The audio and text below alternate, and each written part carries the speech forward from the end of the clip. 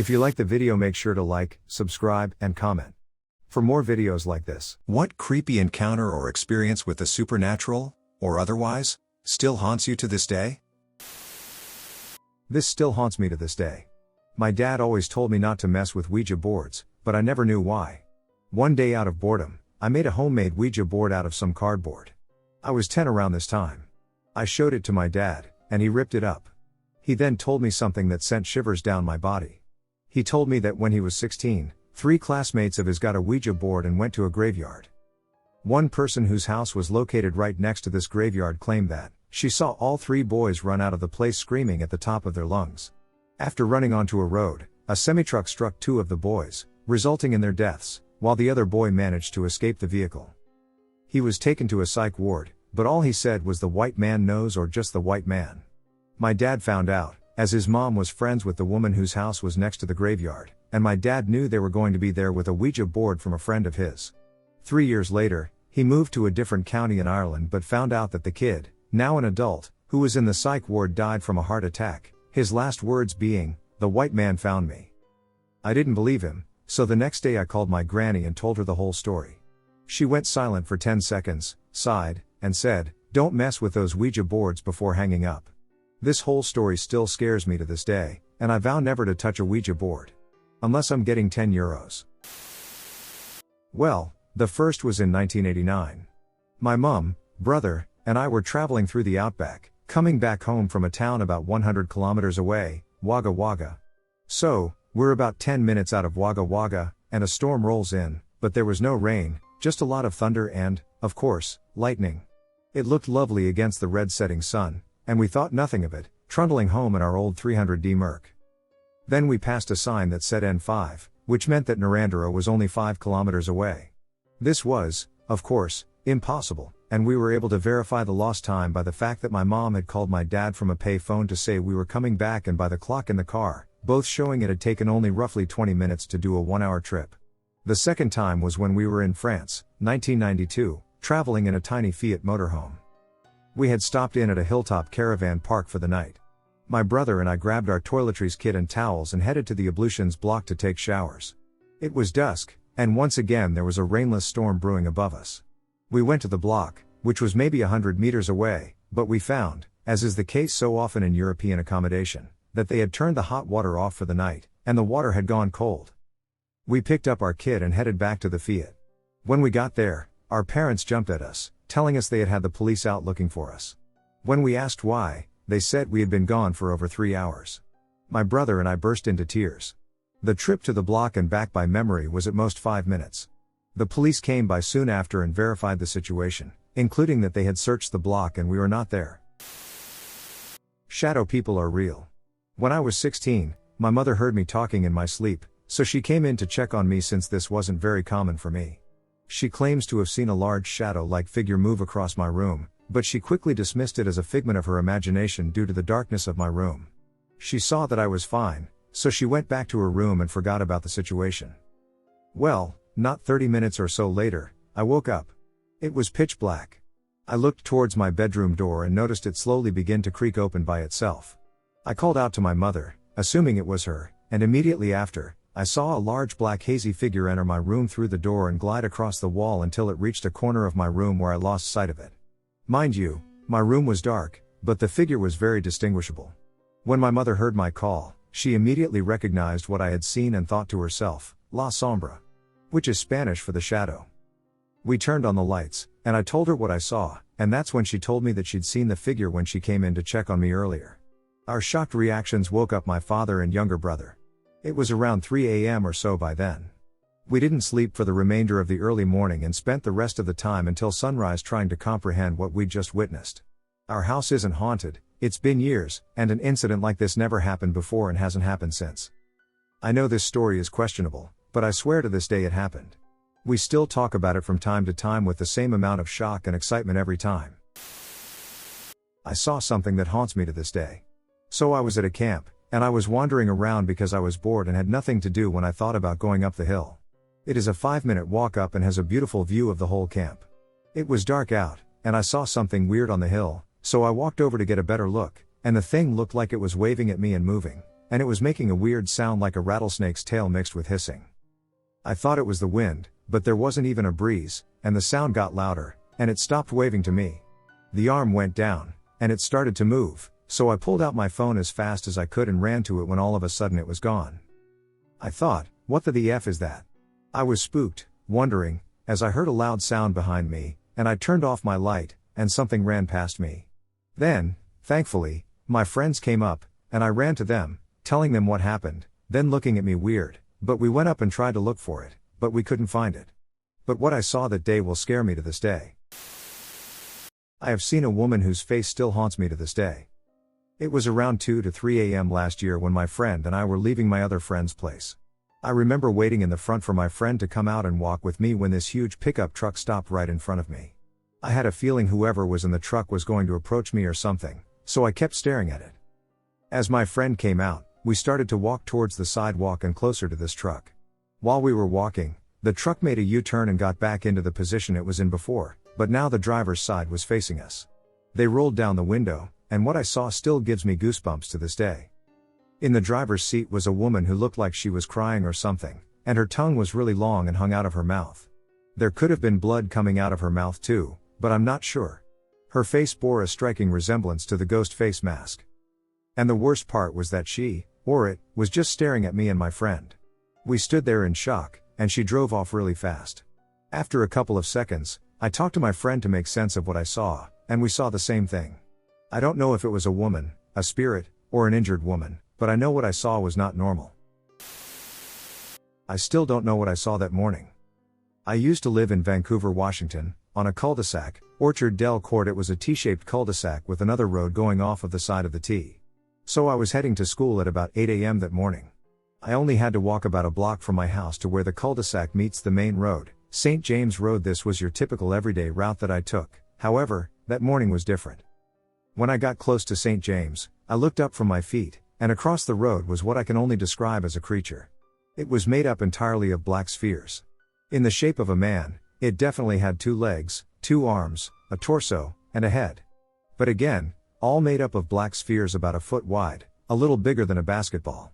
All of the spheres had a texture to them I had never seen before. That is creepy enough, but it was dancing around a pole across the street. The thing is, and that's really hard to convey, is that this thing projected nothing but pure malevolence. I felt that this thing was bad. Really, really bad. I would not say it was evil, it was just bad. It's like the difference between saying a man can be evil but a man can also be good. This thing could not have the possibility of being good, there was no way. It was bad through and through. Anyways, when I looked at it, it stopped dancing, looked at me, and just popped out of existence. It did not fade. It did not make any sound. It was just there one moment, the next moment it was gone. I was very freaked out, but it's not like I was hurt or felt bad, I was just freaked out. Anyways, I just went to school like normal, if not a little shaken. Well, that night there were some kids racing cars drunk, and there were 4 or 5 people killed, the driver and all the passengers all died instantly. When I went out with my father to the corner where it happened, I was shocked because it was the exact same intersection where I saw that thing the previous morning. I cannot help but think I saw something strange that morning. Something I was not supposed to see. Whatever that creature was, it was bad, bad news. I had a strange, extremely eerie experience last year and wanted to share to get some insight. For context, I live in a small, rural mining town in northern Nevada. My house is on the outskirts of town, sitting on 5 acres of land, surrounded by desert except for distant neighbors to either side of us. Behind our house is a large expanse of open desert that leads up to the mountains. I would also like to note that our neighborhood is right across from native land, and there is a Shoshone cemetery out in the desert, less than a mile from my house. Last fall, during a particularly severe bout of thunderstorms, the entire town lost power. Being a small town located in a remote area, the complete loss of power left us in utter darkness. This experience happened sometime between 11 p.m. and 12 a.m. My spouse had left to go pick up a generator that a friend was loaning to us. My son and I were awake, monitoring the temperatures in our snake aquariums. We made the decision to wait on the porch until my spouse arrived home. I was standing there, phone flashlight on, watching my son pick up some rocks in the walkway, and contemplating how creepy the darkness was. Suddenly I noticed that everything had gone silent. No crickets chirping, no bugs, no dogs barking. Everything was eerily silent for about 30 seconds before I heard the most unearthly, blood-curdling scream come from somewhere out in the open, dark desert behind my house. The hair on the back of my neck stood up, and goosebumps covered my body instantly. I quickly scooped up my son, went into the house, and locked all the doors and windows. Now, having been born and raised in rural Nevada, I know what the local wildlife sounds like. I've heard mountain lion screams, and I've heard the weird-ass sounds coyotes make. I know what those sound like. This was unlike anything I've ever heard. It did not sound like any animal I've ever heard, and it did not sound human either. Almost like a cross between an animal and something trying to sound human. I don't even know how to describe the scream I heard. It felt like it went on forever, but it was probably only several seconds. I am now thoroughly terrified to be outside at night by myself, and I always have to have my blinds closed as soon as the sun starts going down. This experience freaked me and my son right the hell out. I still break out in goosebumps whenever I think about it. One of my many true creepy stories. Last year my family moved into a recently built house in Tennessee. A few months after moving in, it snowed. So obviously we ran outside to play in the snow, but when we got outside to our backyard, there were footprints, but they weren't normal. They were bigger than a grown man's shoe. And weirdly enough, it was bare feet footprints. I mean, who in their right mind walks outside in the snow barefoot? And even creepier is the fact that just as suddenly as the trail of footprints started, they just ended without a trace. To this day I have no clue what made those footprints. This is one of my many weird/creepy stories. I have no idea what it was. This encounter happened when I was 14 years old. I live in Quebec/Canada. There was a time when I was a very troubled teenager. I'm Christian and do believe in God. Around the time of the encounter with that thing, I was having a rough patch with my parents and older brother. I grew up in a toxic family. I was slowly straying further from God and my beliefs. One night, after a very heated argument with my father, I went to bed and cried in my room until I fell asleep. I had the most terrifying dream that night. In the dream, I was in my room and saw that thin, gray, man-like figure walking backward on my wall and ceiling like a possessed spider toward me. Its mouth was open with horrible pointy teeth and empty eye sockets. I couldn't wake up. I couldn't do anything.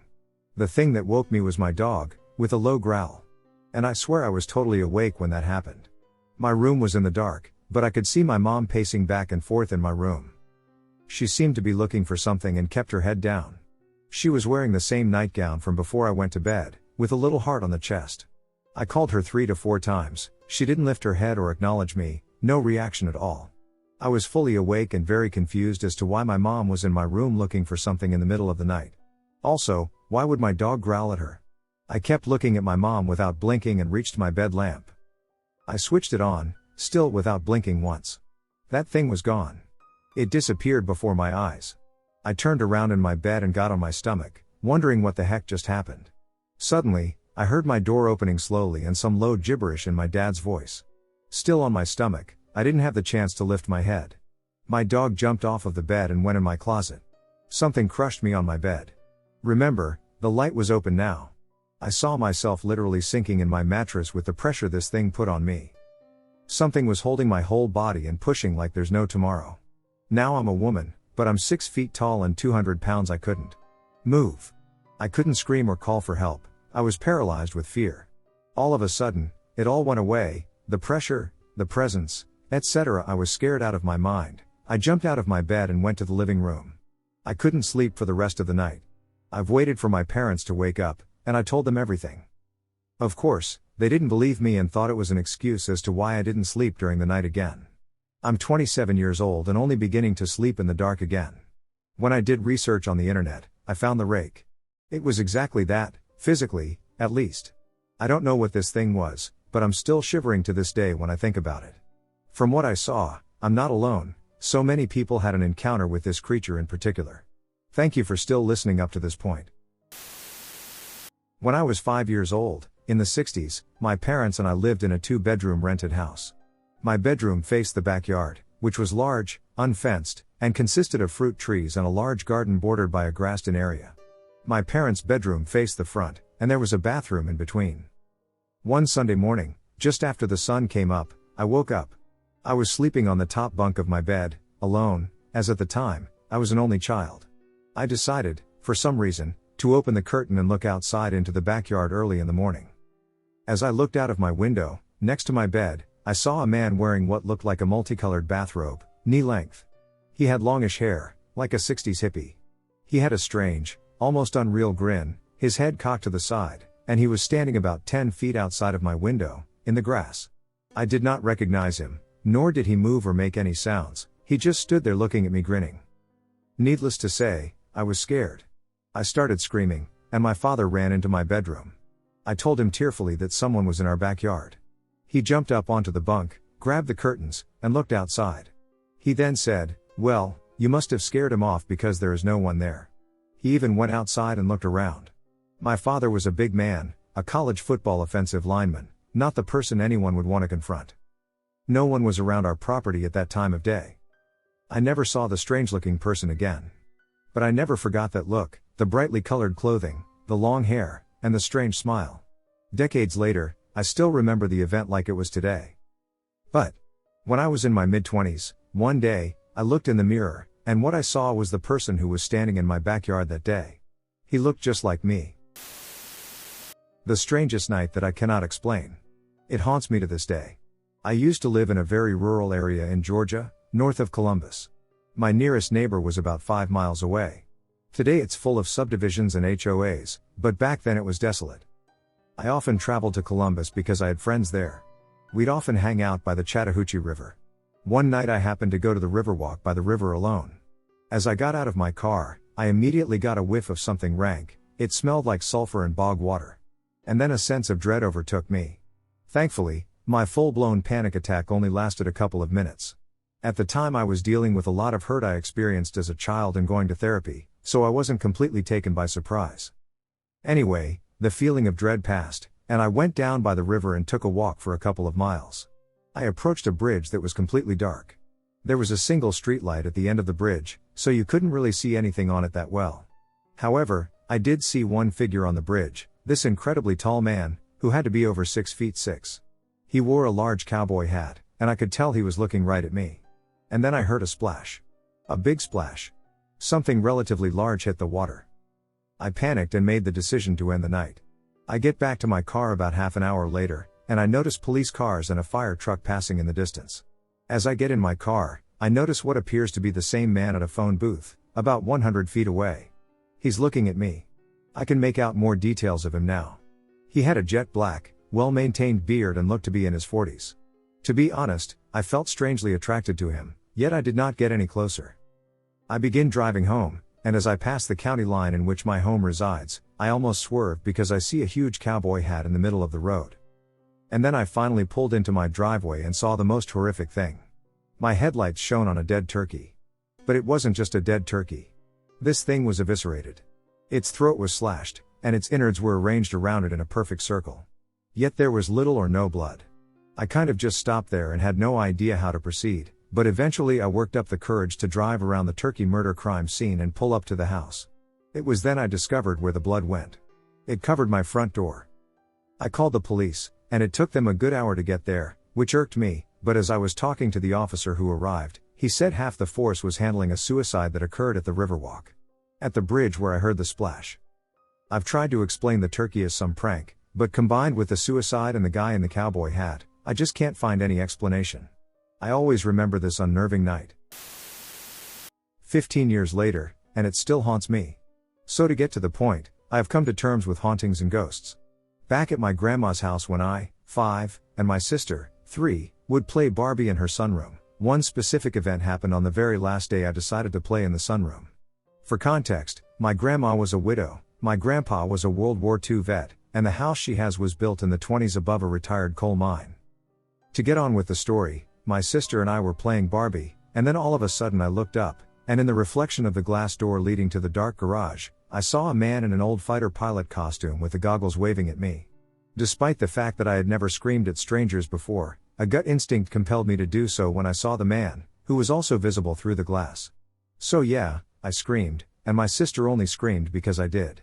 I hurried inside to inform my mom, but all she could say was, "I understand." Like, WTF? Anyway, further that year, she had what we called the red bedroom because it was the only room with red carpet. For some reason, the room gave me anxiety as a kid, so I never liked that room until recently, 2023. My grandmother told me she would see orbs of light in there.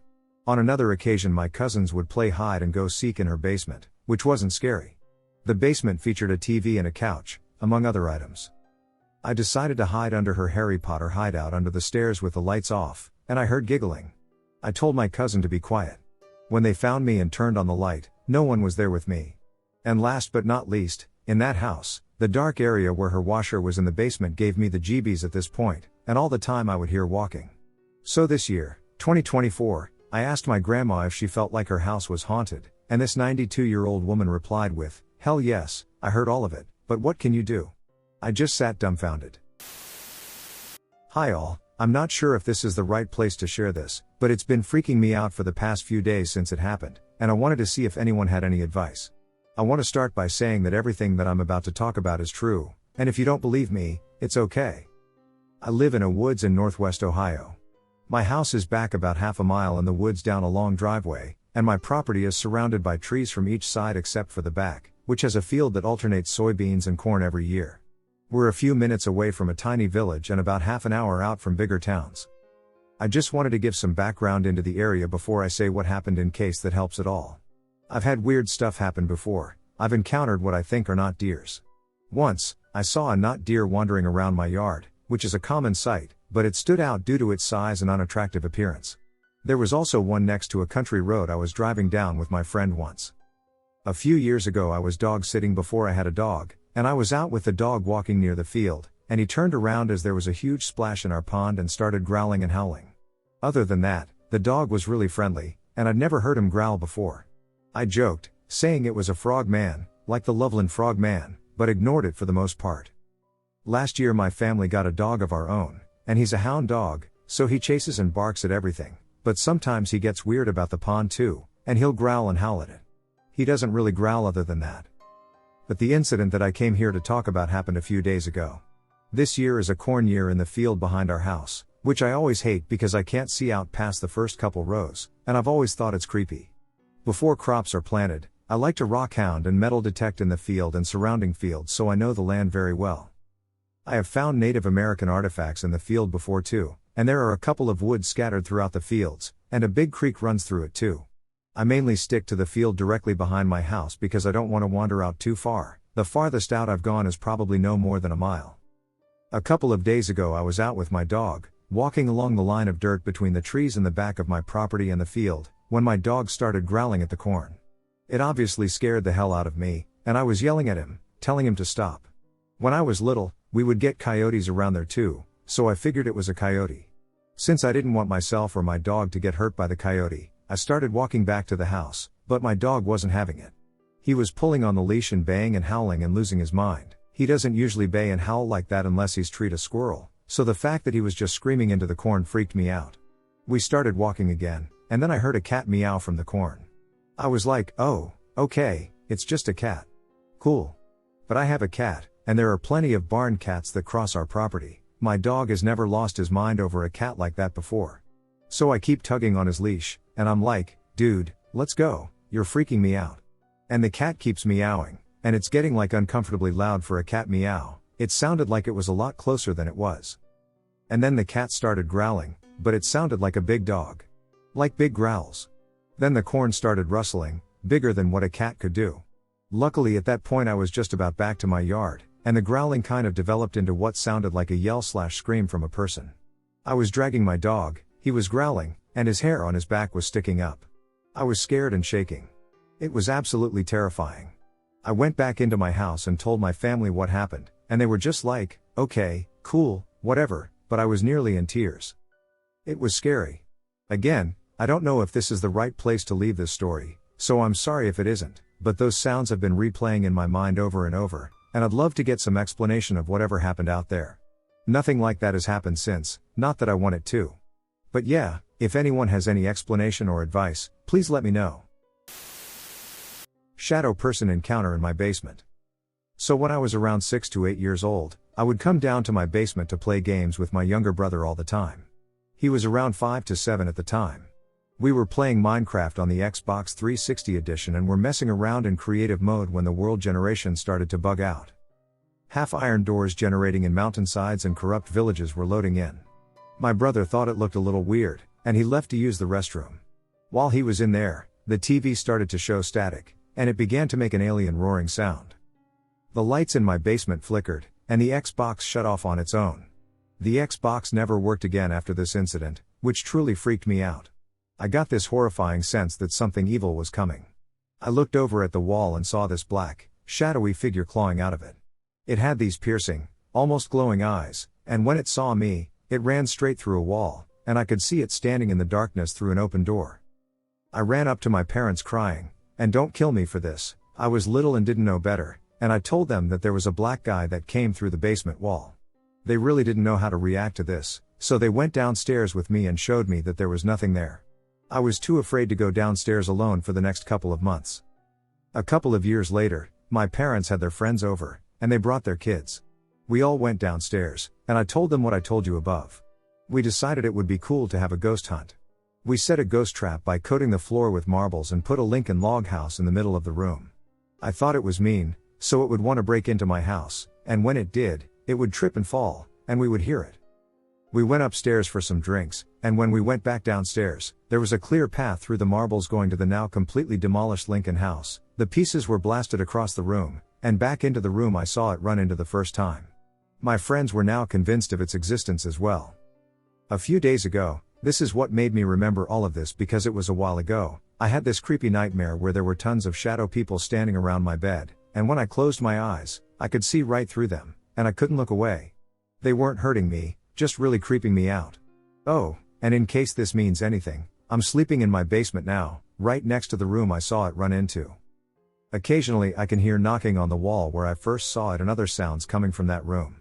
And yes, still to this day I can see it just out of the corner of my eye darting around in that room, and when the lights are off all around my basement. Has anyone else experienced anything similar to this, and should I be worried about it because it doesn't seem to be bothering anyone? She was watching me. I'm from Kentucky, and this story starts with my family moving into a new house when I was 12. Everything was pretty normal to start with until after the first month. It started leisurely at first with misplaced items, weird things happening to electronics, and uneasy feelings. I'm normally a night owl, but this house set me on edge. One night I was awake as normal reading a book in my kitchen. Before you leap to the conclusion it was a creepy book or I was tired, I wasn't. I was reading Little Men while drinking my coffee. I saw someone standing a few feet away from me, so I looked up thinking it was my brother. I was mistaken, it was a girl, about 12 or 13 years old, with tan skin, wearing blue shorts and a Garfield t-shirt, who was just standing there observing me. I ran from the kitchen yelling for my parents. They didn't believe me. They now reside in another haunted house, and I refused to spend the night there. I have several, here are some of my favorites.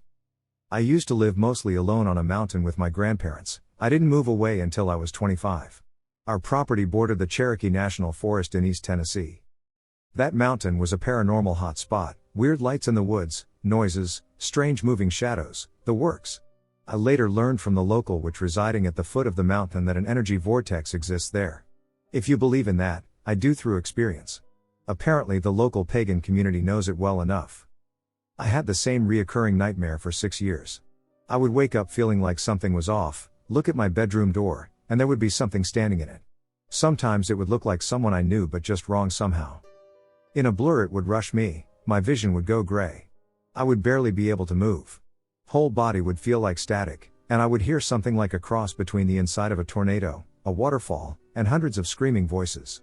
Then I'd snap awake. Sometimes right back into the start of the same nightmare 4 or 5 times before it would stop. I've had sleep paralysis before, this was different. I started sleeping during the day because this would only happen at night. And speaking of being up at night, I was awake at around 4 a.m. It was storming outside. I was chilling, playing EVE Online when the phone, landline, started ringing. I have one in my room, one in my folks' room, and one in the living room. I let it ring for a minute, finally, I pick it up.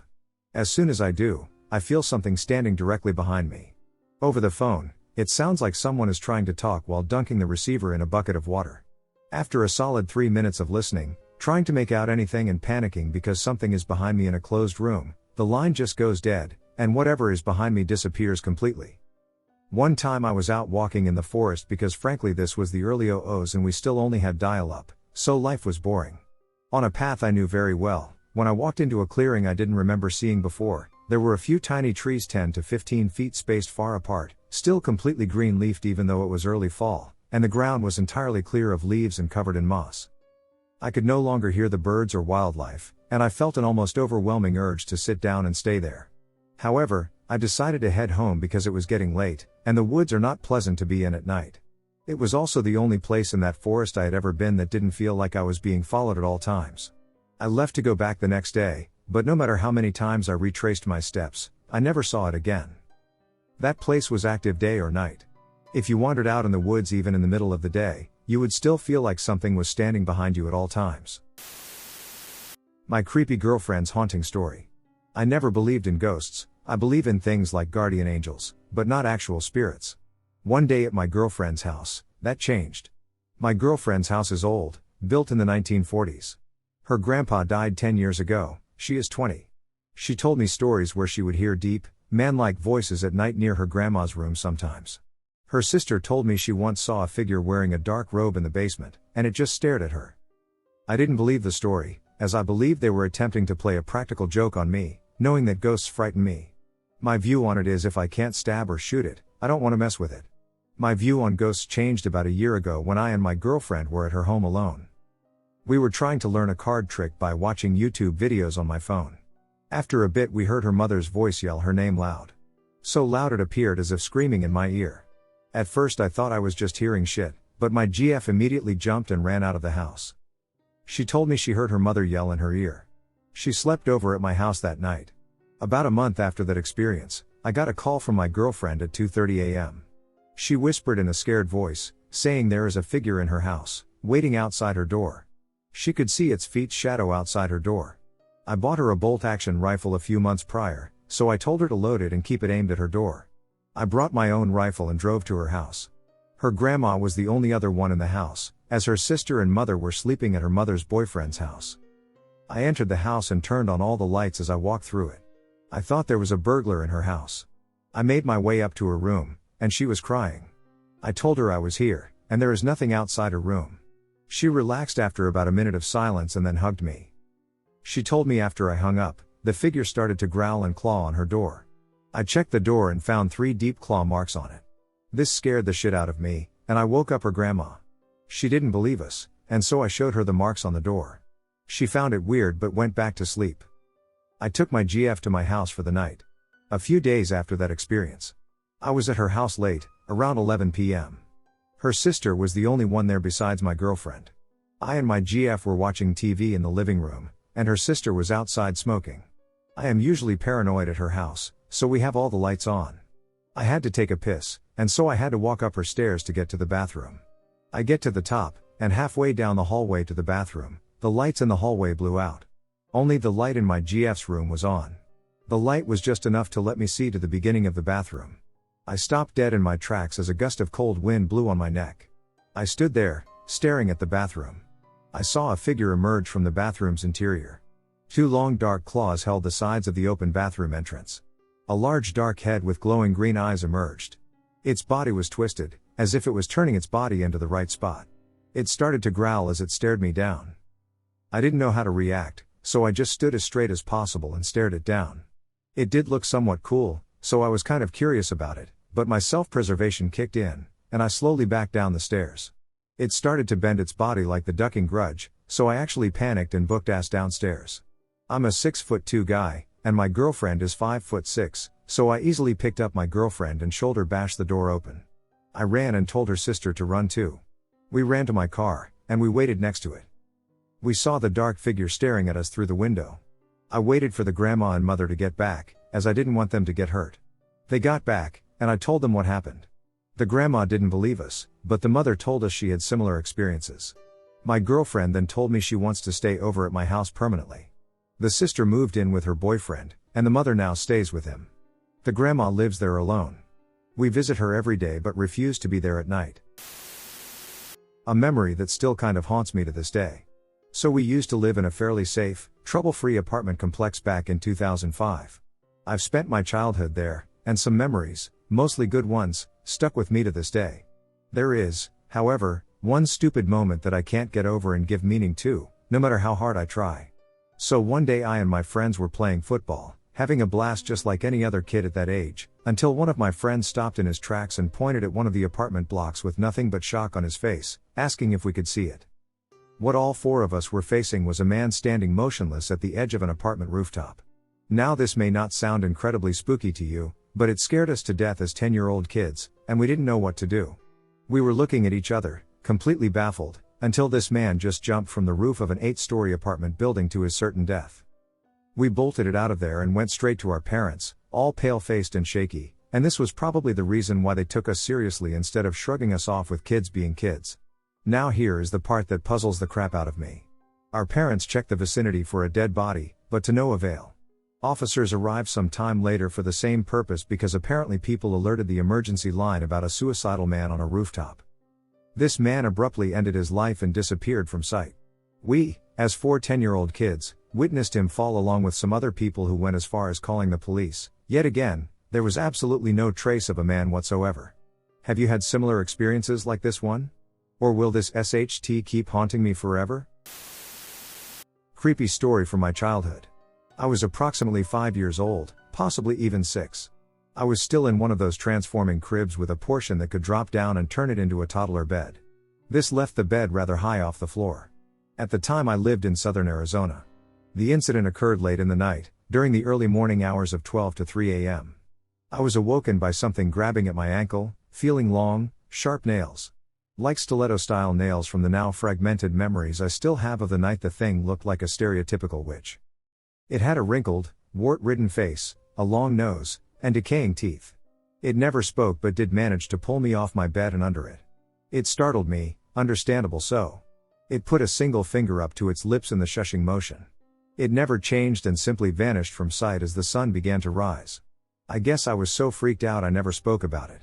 It wasn't some weird dream based on a memory, as at the time I wasn't a huge fan of any media with witches and was a pretty hard-set Lilo and Stitch kid already. Paranormal happenings in Vicksburg, Mississippi.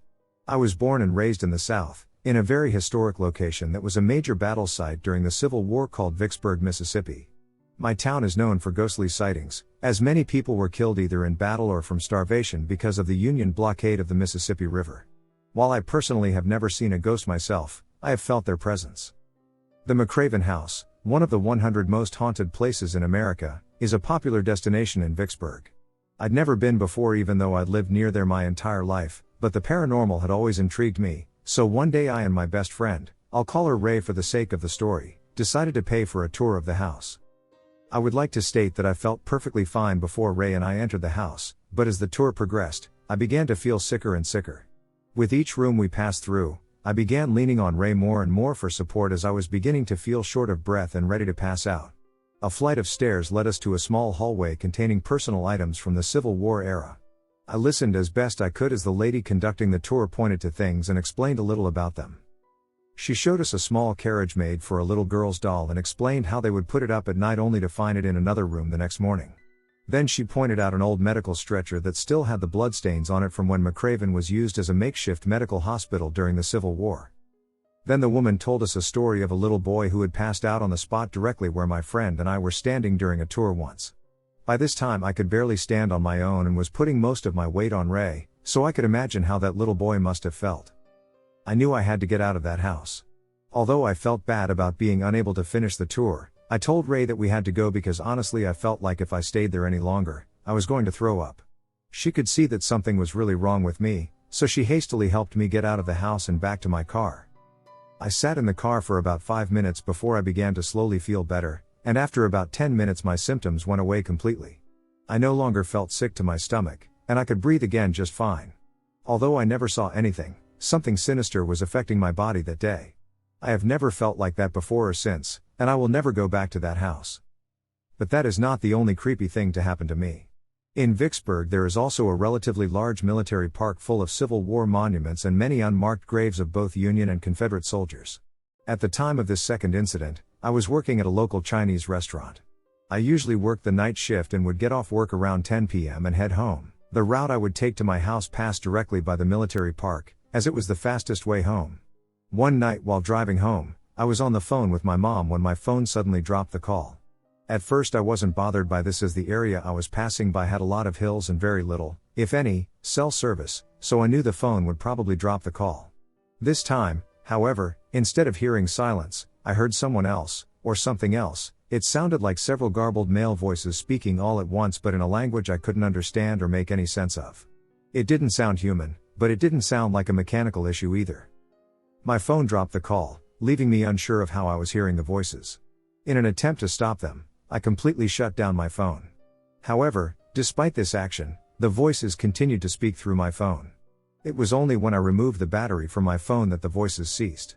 This incident occurred just as I was driving past the unmarked graves of the military park, which I could see from the road to my house. I told my grandparents what happened when I got home, and my grandmother just laughed at me, saying jokingly that maybe it was aliens. But my grandfather, on the other hand, looked serious and said that because we have Native American blood flowing through our veins, we are more susceptible to the supernatural, and he thinks whatever that was probably trying to tell me something very important. This didn't make me feel any better about the situation, and I began taking a different route home at night. Creepiest experience while growing up on the Texas/Mexico border. I grew up in a small border town. My dad was a border patrol agent, and as you can imagine, it was pretty rough being the only white kid whose dad was booting Tio Pedro back into Mexico. I only had one real friend. We would go into the mesquite forest and explore. The vegetation was thick, covered in spines, and hid many nasty creatures that wanted to duck your shit up. So as you can imagine, we learned to be careful. One afternoon we slowly made our way out to a hill. One where we could throw rocks from and see if we could hit the water of the Rio Grande. We lost track of time, and it became dark. Pitch black does not come close to describing it, actually. We literally had to feel our way to the other side of the hill and then look for the lights of our houses in the distance. We got comfortable after finding a trail and started joking around and talking.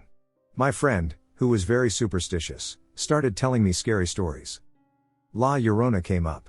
The crying woman, for anyone who does not know. She is a ghost who wanders around looking for her children who drowned. She drowned them in some versions of the story. My friend said, and I quote, "Us being all alone out here and talking about her is bad, though." Then he got quiet and acted very nervous. We walked along the trail even faster. Then we heard what sounded like other people. Which is totally possible since illegals were most likely within a stone's throw distance in any direction.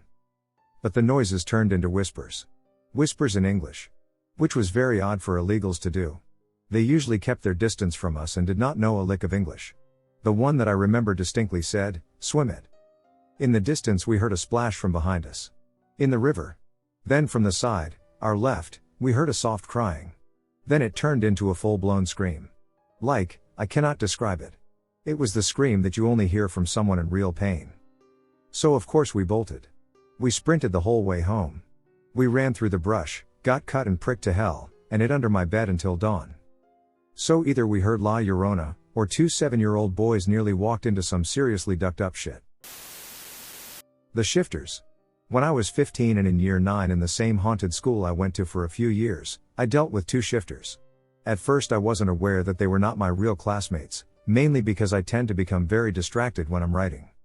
Well, on a particularly dark, stormy day, I went downstairs and out into the football, soccer for Americans, field with someone whom I thought was my friend Hannah, at the time.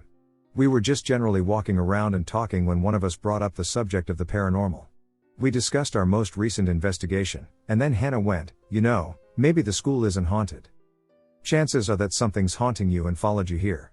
I should have realized at the time that Hannah, being a complete airhead, would never have had that particular piece of wisdom. Also, the field was completely deserted, and everywhere was totally silent. I didn't think much of it at the time, though, until sometime the next week when I was alone in class when everyone else went down at first break. I should mention that I'm an introvert, a gate cheerleading captain, yes, male cheerleaders are a thing, people, and I didn't really have actual friends, and I didn't care about it, but anyway. My point is that everybody but me would go down for a break, but today, one person didn't. I should have noticed that something about this was off, but I didn't. I was busy writing something when I noticed that a classmate of mine was sitting at the desk next to me, not doing anything in particular. I struck up a conversation, which again happened to lead to the most recent paranormal investigation conducted. And once again, I heard the same sentence not Hannah had uttered. The exact same one, with the exact same wording.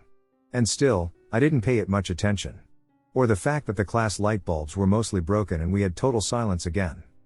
Fast forward to another week, when I casually brought up my conversation with my classmate, the one during break, and they fixed me with the most confused stare and told me that they had never spoken those words to me, let alone discussed the topic.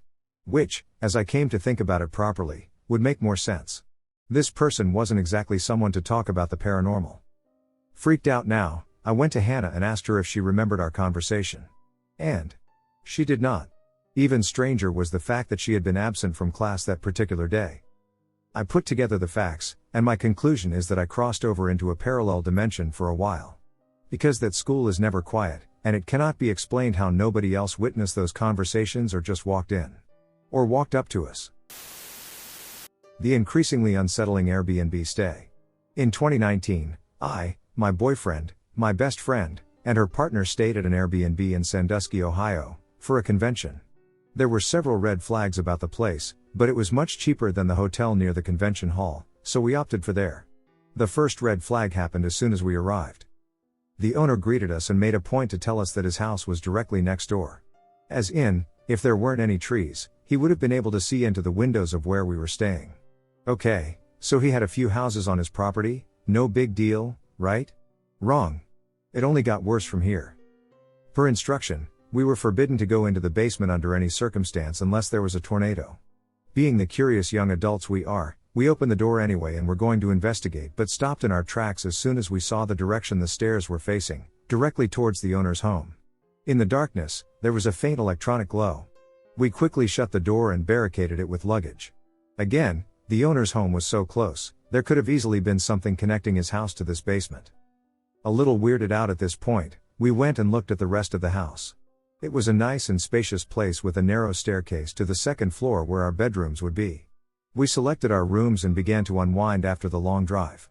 In my boyfriend's and my room, there was a single random sprinkler in the middle of the ceiling that looked out of place. We were tired from the trip, so I didn't think much of it then, but looking back now, there's a high chance it was a hidden camera. Things only got weirder from here. We were gone most of the next day at the convention, and when we returned, one of the outside doors that we definitely locked was unlocked and slightly ajar. My friends and I collectively shared a look of panic and closed and locked the door. My best friend's partner suggested that maybe the owner needed to get something out of there while we were gone and didn't close the door completely on the way out. We made sure all our things were still there and then soon forgot about it because we discovered something more pressing. The locks on both the bedroom doors were now ineffective. We told ourselves they were already like that and we just didn't notice, but I'm not sure if I believe that. On our second to last night, my boyfriend and I were both restless over what had been happening at the Airbnb and the day's activities, so we decided to try to find something to watch on TV to take our minds off it. We were flipping through the channels on the TV when suddenly we came across a Windows 10 lock screen and no computer in sight. I opened the cabinets and looked around, trying to find one. The dresser the TV was on was too heavy to move to look behind, but seeing where the wires were positioned, they could have very well gone through the wall and into the basement. We were too frightened to see the basement for ourselves to confirm or deny our suspicions of surveillance and owner interference and who knows what else. Needless to say, we left as quickly as possible the last day there and didn't look back. Just the thought of what I saw that night haunts me to this day. This happened months ago. I'm just now sharing here as a friend of mine recommended it to me today after I shared my story with him. What I'm about to tell you is all my own account. Essentially, I'm the only person who can verify this as truth, as I was the only witness. My mom and siblings were also in the house this night, and they can confirm the aftermath, however not the actual event. It started with a nightmare. In my nightmare, I was driving. It had been raining, still was, so the roads were slippery. I had my dog, Luna, in the car with me. As I'm driving, I look up ahead and notice that past a certain point on the road, all of the cars keep wrecking. So, to avoid wrecking, I pull over and decide I'll take Luna and me to a cafe I see. Outside the cafe, along the exterior wall on the way to the door, there are small tables set for two. At the table nearest me, there's a mother, her son, and their dog. As Luna and I pass this table, I immediately know something is horribly wrong. The air had turned freezing cold, almost instantly. It had become misty, and you could see my breath. Luna had stopped in her tracks and was peering over towards the family at their table, whimpering. The mom and son were frozen, icy, with horrible, pain-filled expressions on their faces. Their dog was behind them, drowned in a nearby gutter. Then, I just start running. As I'm running, my dream changes. I'm no longer in the same scenery or doing the same thing. I didn't even have control of the dream, it felt. I was just witnessing it. It's hot, sweaty, and I'm on my way to meet someone. I know exactly where I'm going. It's this house, maybe better described as a bungalow. It was made out of bamboo, but the inside was nicely furnished. When I walked in, I didn't turn on any lights. I walked directly to the front window, where I stood behind some curtains and patiently waited for my mystery person to arrive. It wasn't long, and somebody else was coming. Except, the closer they got, the less it looked like a person walking and more like a shadow figure floating towards me. In my dream, I'm not scared. I feel prepared to meet whoever this is. When they get to the door and I know they must be inside, right behind me, I don't even turn around. I start hearing voices. Coming for you. It was all about something, or someone, coming for me. I finally turn around, and the figure rushes at me. It was at this point that I woke up because I felt a chill on my arm, which had been dangling over the edge of the bed. I sleep face down, the chill felt like someone's hair, wispy, soft hair, had just brushed over my arm. I opened my eyes and adjusted for a second. When I finally looked up from my arm, I noticed there was someone standing next to my bed. My first thought is, maybe it's my sister.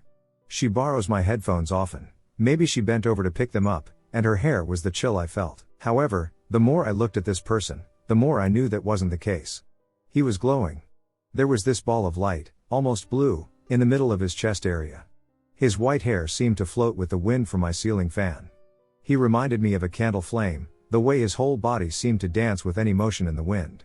I stared at him, and he stared back at me with huge, orb eyes for what seemed like a long time. I was trying to take in every detail, trying to convince myself this wasn't real. He kept cocking his head, side to side, like a confused puppy. He seemed childlike. But also not? He finally decided to push his boundaries, and he took a step towards me. I pushed myself away from him, onto the other side of my bed against the wall. The second I did, he left. The way he left was, honest to God, beautiful. It was like I audibly heard someone blow him out, just as you would a candle. He just left, with whatever wind took him. It's hard to perfectly describe. I never screamed, but the second it was over, I just got this wave of emotions and started bawling my eyes out. I ran to my mom's room and told her everything. She believes it was just a lost spirit. I don't tell many people about this. I don't like talking about it. To this day, I don't sleep unless I have lights on. I get panic attacks when I think or talk about this incident for too long. As I'm typing this, I'm still shaking. I wanted to hear others' thoughts on my story and see if anyone has any similar experiences to share. Thanks in advance to everyone who listens to this. This one about a whole neighborhood entranced by a spooky bright light emanating from a nearby graveyard is beyond creepy. When I was younger, I used to live in a house on the other side of my current town. It was a pretty nice house. At one end of the street was a lovely little park called Calvin Park. At the other end was a graveyard that hadn't been used for years, as it was full, and the church that owned it bought new land to fill up elsewhere. Anyways, when this occurs, I am in first or second grade. I am getting ready for bed, and it is already quite a bit dark out. Suddenly, just as I finish putting on my pajamas, my window is flooded with a bright green light that illuminates the room. Within seconds, the light seems to pass, in the same pattern that occurred when cars passed outside and their headlights shone through the window. Curious, I hop over to my window and peek outside. The green light seems to be emanating from down the street. I leave my room, calling for my parents as I trot down the stairs and out the front door so I can get a better view from the front yard. Several other front doors up and down the street are opening and closing, and many of my neighbors also emerge from their homes to see what's going on. Everything is oddly silent. The world is blanketed in the green light, as if I'm looking through some sort of strange photo filter. I step out onto the sidewalk and step toward the direction that it seems brightest. From out here I can tell that whatever is causing the light seems to be located in the graveyard down the street, but before I can take another step, I hear my father calling for me. I turn around to see my parents standing in the front doorway to our house. My dad is calling, "Angel down, get back here." But I can barely hear him over the silence. That's when I realize that the air isn't silent at all, it's very, very loud.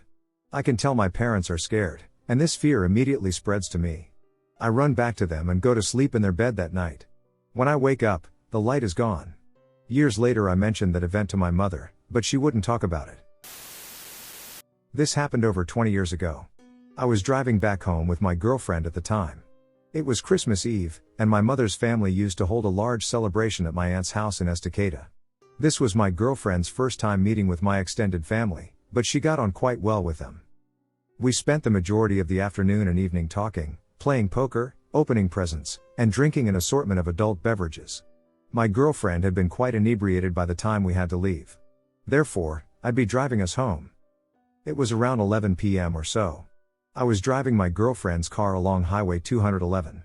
Now, this stretch of road is surrounded by farms and dense patches of forest, and parts of it are unlit. But nothing to fear, I grew up in this area, so I knew this road like the back of my hand. The both of us were just driving and talking away, just two young lovers making the most of our moment together. There is a portion of the highway that descends down an enormous hill before crossing Deep Creek. Surrounding both sides of the road are thick forests. There are no lights. The only thing we could see was the area directly in front of our headlights. I drive down the hill, cross the bridge, and go uphill through more forest. It's as the highway starts to flatten out that it happens. Something sprints across the road so suddenly that I almost hit whatever it was. I slam on the brakes. I turn to my girlfriend and ask her if she saw it. She confirmed that she had, but she couldn't make out what it was. Maybe it was a coyote, as they are a fairly common sight in this area. But something felt off about it.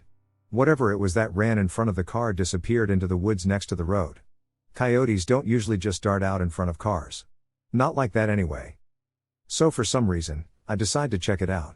I turn the car around and switch on the high beams to better light up the forest in which this thing had vanished. I step out of the car and walk towards the woods. I don't see anything. But now it feels like perhaps I'd made a grave error. My heart is pounding, and the hairs on the back of my neck are standing at full attention. But I still don't see anything unusual in the trees. Suddenly the car's horn blasts. It's not a beep beep beep that you'd get if, say, your driver or passenger wanted you to hurry up and get in the car. No, this was a long blaring beep. I walk back into the car and ask my girlfriend why she leaned on the horn like that. She said nothing. Instead, she pointed to a spot about 50 feet from where I was standing. I looked over in that direction, and that's when I saw it. Surely this was the thing that ran in front of our car. It was a man. He was completely naked. His skin was covered in dirt and mud. And in one of his hands, he was holding a hatchet. He looked back at us. And then, he smiled and waved to us just before turning around and walking back into the forest. Needless to say, we got the hell out of there. Once we were safely driving again, my girlfriend explained what had just happened. While I was trying to look for the man in the area he initially vanished in, he circled back around and came out from another spot in the forest, beyond my car headlights. My girlfriend had seen something out of the corner of her eye. And that's when she saw him. Before she honked the horn, he was walking towards me, his hatchet raised as if making to strike me. We called the authorities once we got safely back home. But they never found anybody, or they did and just didn't tell us.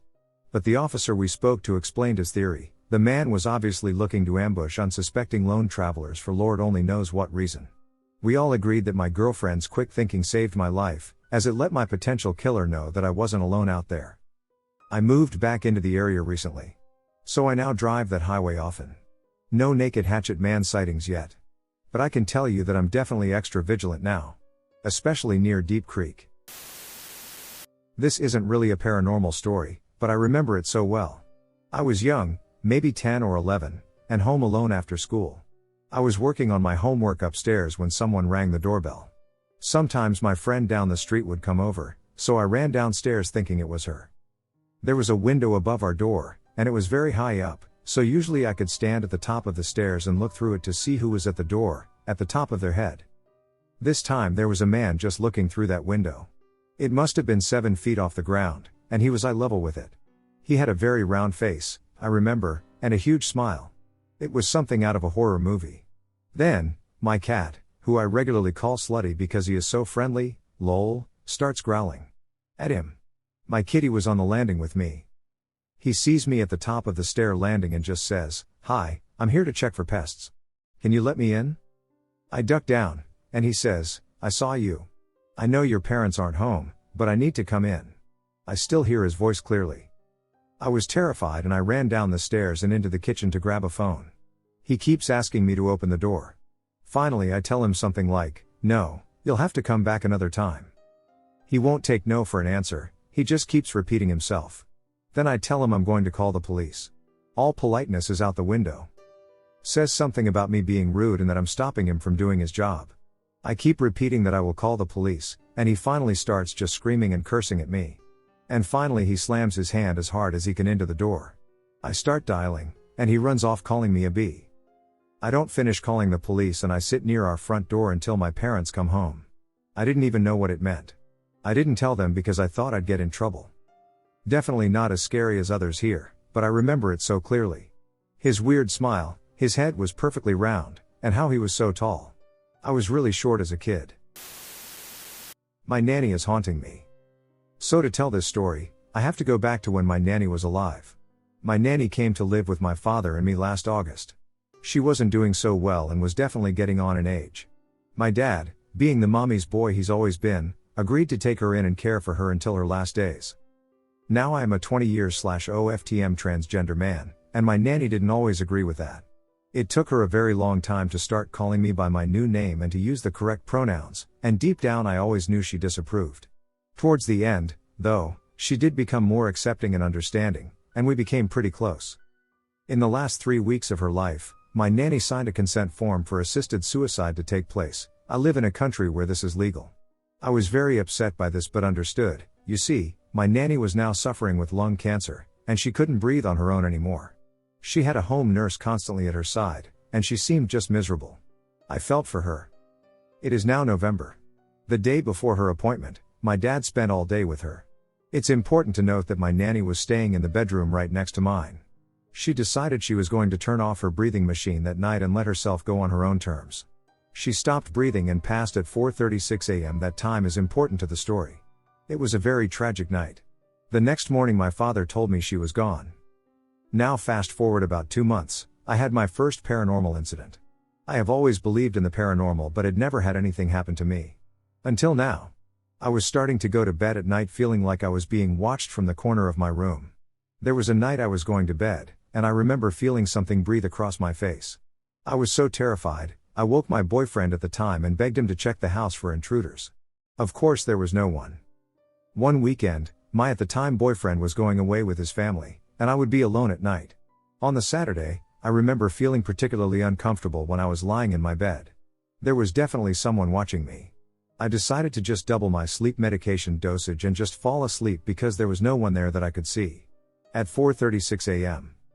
I was pulled out of my bed by my ankles towards my nanny's room. I screamed. I was so scared I didn't even know what to feel. Immediately, I turned on my lights and found my bedroom door was still closed the way I had left it before I slept. There was nothing there. But my ankles were bruised and scratched. I was so scared, I just decided to stay awake until I needed to go to work the next day. When my boyfriend got back, he didn't believe me until he saw the bruises. Fast forward to December, my boyfriend and I have broken up. As I'm moving out his things, I start also cleaning up the house. On a table in the living room, behind a family photo, I found one of those old Barbie accessory bags. You know, the ones that you could put all her clothes in? Except in this bag, it was not Barbie clothing. It was filled with human teeth. Adult human teeth. A full set of them. I was terrified. I asked my dad if he knew anything about them, and he laughed me off as if I was joking, so I knew he hadn't done it. There had been no one else in my house. Knowing this might be some witchcraft stuff, I put it back where I found it because I don't want to mess with anything like that. But since I found that bag, whatever grabbed me before has gotten angrier and worse, and I'm not so sure it's my nanny anymore, but maybe a demon trying to pretend to be my nanny. I know I sound crazy. But, within a week, I had my hairbrush whipped off my dresser towards a wall. Another time, I was in my kitchen cooking myself breakfast, and I was the only one home. My dog was out in my yard. It was a really nice morning. Now in my house we have hardwood floors, including on the stairs that lead downstairs. And suddenly I heard the very distinct sound of claws clicking down the stairs. Now if you remember, I said my dog was outside. So, I decided I was going to try and follow whatever it was down the stairs. But when I got to the foot of the staircase, I heard heavy breathing directly in my ear. I got so freaked out I ran upstairs and let my dog inside, and we both hid in my room until my dad got home. My dad just told me I was crazy and that there was nothing paranormal going on. But I know what I heard. And within a month, I was pulled out of bed again, by my ankles, at 4:36 a.m. every time. I have since moved out into my own apartment in a different city, and nothing has happened to me since. But I really want to know what was in that house with me, and why did it only target me? I'm still pretty freaked out by everything I experienced while I was there. Was that my nanny? Or was that a demon? The disturbing figure at the side of my bed haunts me to this day. This experience is the worst that I have ever had in my life, and even though it happened almost 2 decades ago, I still am enveloped in a primal fear when I remember it. I was about 15 or 16 at the time, 32 now, and I would sleep on my right side at the edge of my bed facing my door. This is one of the reasons I don't like to sleep in pitch dark. I don't know why I woke up, what time it was, or anything like that. All I knew was that I opened my eyes to a pitch dark room, except for this blacker than black figure about 5 inches away from my face. She was right at the edge of my bed, where I slept, and it was from the neck up. Now I say she because the outline that I could see perfectly was the same as me. An outline of myself where there should not have been, even though she was so dark I could see a darker outline of how the hair fell and even the shape of the bangs, the same as mine. I couldn't blink and was too frightened to move, and then all of a sudden her eyes opened up and stared at me. They were like nothing I had ever seen, golden yellow, almost cat-like eyes that were not proportional to the face, too big and slanted. I thought it couldn't get any worse until this thing smiled. It was not a human smile nor any animal-like face. Again, like the eyes too large for any face, sharp yellow teeth that matched the color of the eyes. The closest I can get to describing this disturbing smile, which scared me the most, was like that of the Cheshire Cat from Alice in Wonderland, the part where he disappeared into nothing. By the way, I never did like that movie as a kid. The sight of this thing so close to my face, I honestly don't even know how to describe, like almost feeling like prey, a primal visceral fear I have never felt again to this day. I have no clue how long it was there or how long I stared at that god-awful thing that had the same silhouette as myself. I swear I was awake when I saw this thing, but I just remember waking up so terrified I cried. This being affected me so negatively that I think the mere thought of it could somehow manifest it again. Doppelganger, demon, shadow figure, I have absolutely no idea what this thing was, but it still sometimes creeps into my thoughts now and is the one thing I hope to never see again. My house was haunted. No one believed me until. This was some time ago. I was 16 years old. After a long cycle of moving into houses and being evicted over inability to pay rent, yes, we went through some hard times. I was finally excited and filled with emotion knowing my dad had finally landed a good job after years of searching. We had found a new home. It had 5 rooms, 3 bathrooms, a spacious living room, and 2 balconies for only $1,100 a month. For those of you that know the market for renting in Vancouver, Canada, you know this is an outstanding deal. Moving day had arrived, and after a long day of packing, unpacking, and getting settled in, I finally had time to set up my TV at the foot of my bed and get some rest. I started watching Friends, and maybe no more than 10 minutes into it, I saw a dark shadow cover the TV and quickly disappear.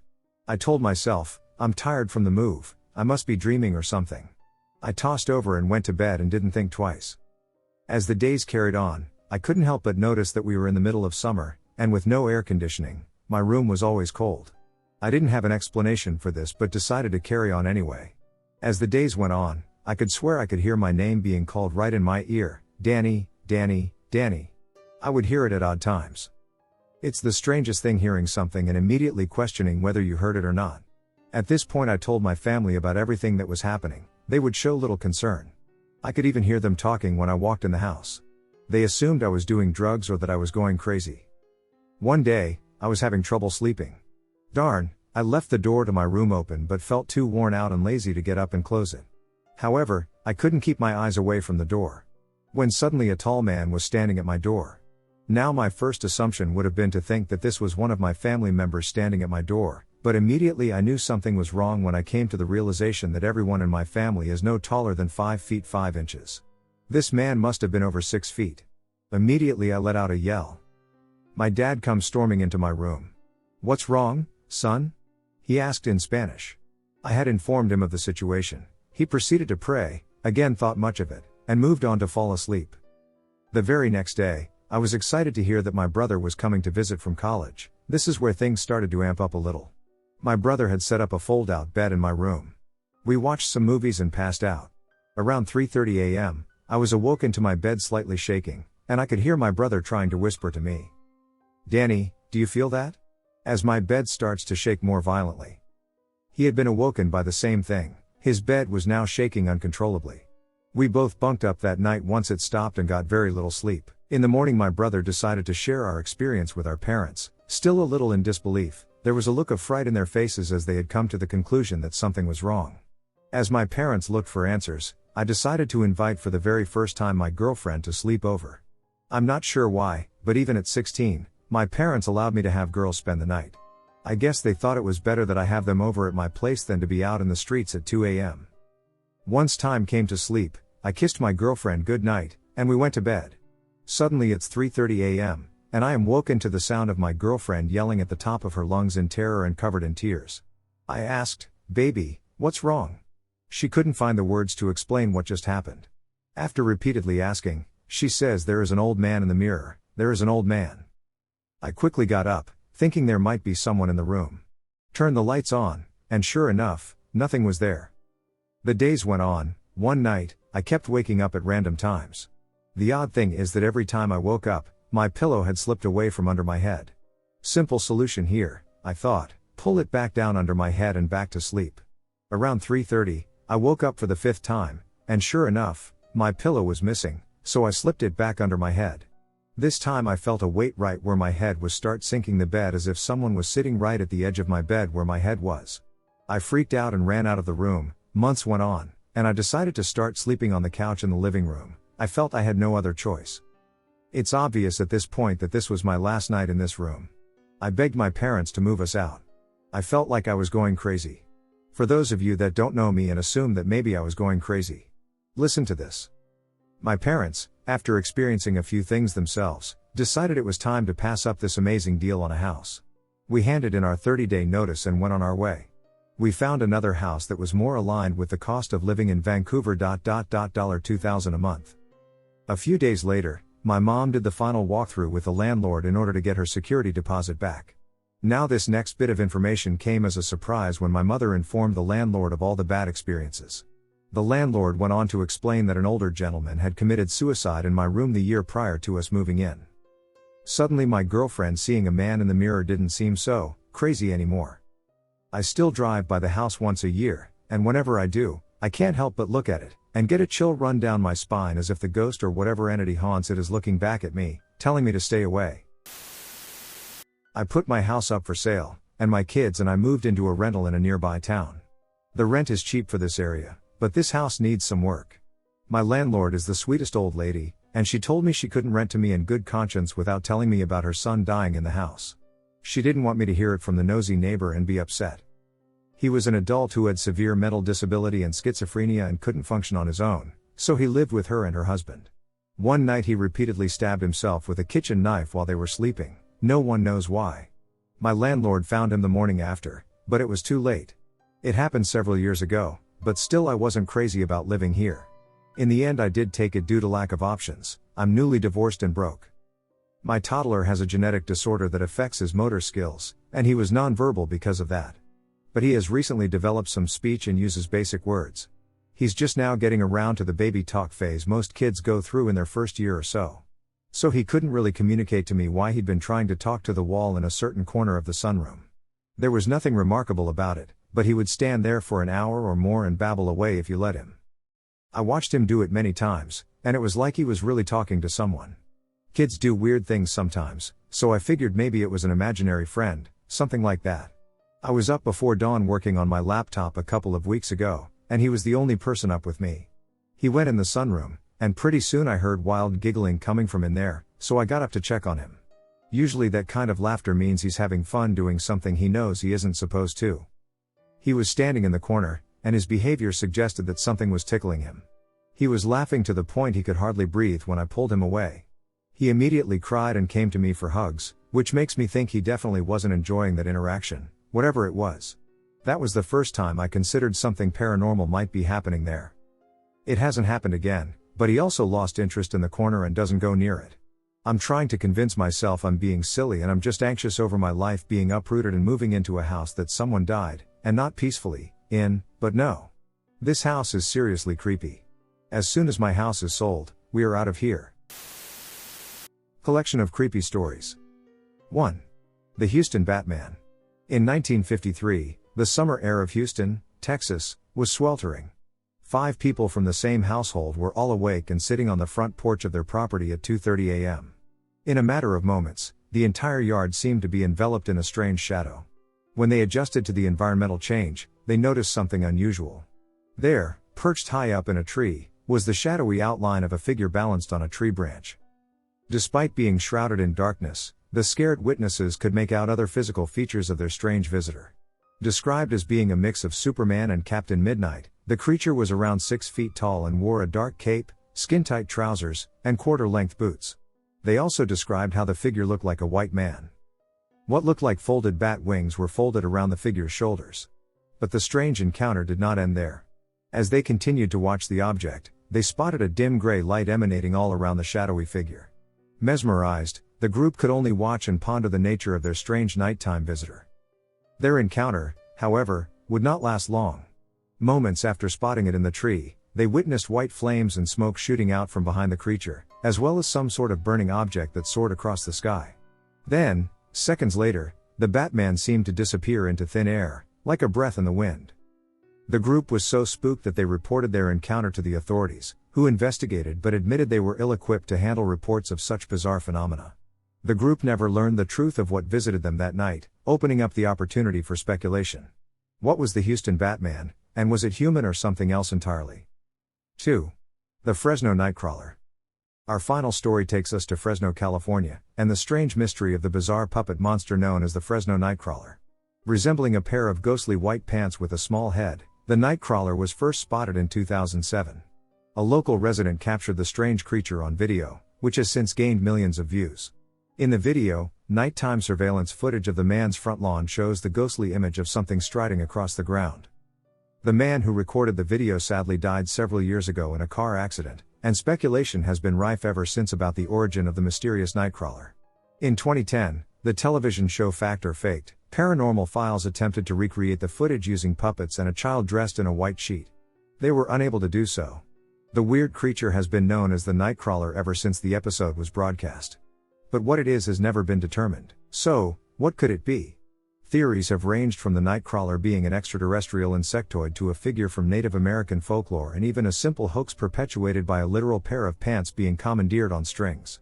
There has been a myriad of other supposed sightings shared online since the original footage, but the veracity of these videos cannot be assured. So the truth of the Nightcrawler's origins remains an unnerving mystery. Was the creature in the video the result of pure fabrication, or could it have been an unknown creature of alien origin? As Fox Mulder would aptly put it, the truth is out there. 3. Man held captive by Sasquatch family. Sasquatch sightings have been occurring across the globe for decades, typically involving humanoid figures wandering through desolate woodland. These observations are usually fleeting with no prolonged form of contact. But this isn't always the case. In 1924, Albert Ostman was wandering alone through the woods of Fort Langley, Columbia. It was summer, the air was warm and alluring. He was on a prospecting trip about 75 miles north of the Toba Inlet. All appeared to be going well. But in the middle of the night, as Ostman dozed off in a sleeping bag, he realized he was not as alone as he thought. A mysterious assailant pulled the bag tight around Ostman's neck, scooped him over his shoulder, and carried him away. What follows is the terrifying story of Ostman's week-long captivity at the hands of what he claimed was a family of Sasquatches. Ostman, bound within his sleeping bag, was carried off to a cave-like shelter beneath a rock cliff. He describes his assailant as being old, 7 feet tall, and weighing between 500 to 600 pounds. 2 more beings were present at the cave, an older woman, described as being 6 feet tall, and a young female, also around 6 feet tall. All were covered with short hair and completely naked. The 3 were definitely human, according to Ostman, but primitive in nature. Additionally, he did not describe his assailants as being hostile. After he was brought back to the shelter, he was left alone to live and dine with them on a diet of nuts and fruit. Meat, however, was not on the menu. The man's captives also spoke in a chattering type of speech, used blankets made of woven cedar bark, and never used a fire. The kidnappers weren't hostile, but if Ostman attempted to leave, the older male physically obstructed the exit. Ostman needed to devise another method of escape. After 7 days of being held at the cave, Ostman was desperate to escape. He had been carrying a tin of tobacco at the time he was abducted. One day, after he withdrew the tin, the older male Sasquatch appeared curious. Ostman handed him the tin. In one gulp, the man consumed the entire contents. He became violently sick moments later, opening an opportunity for escape. Ustman gathered his belongings and successfully fled the shelter. What happened to him and who his mysterious abductors were remained a mystery. 4. The Poltergeist in Apartment B. It simply wouldn't be Halloween without a ghost story to play on the imagination. Such stories are the bedrock of horror movies and campfire tales across the world.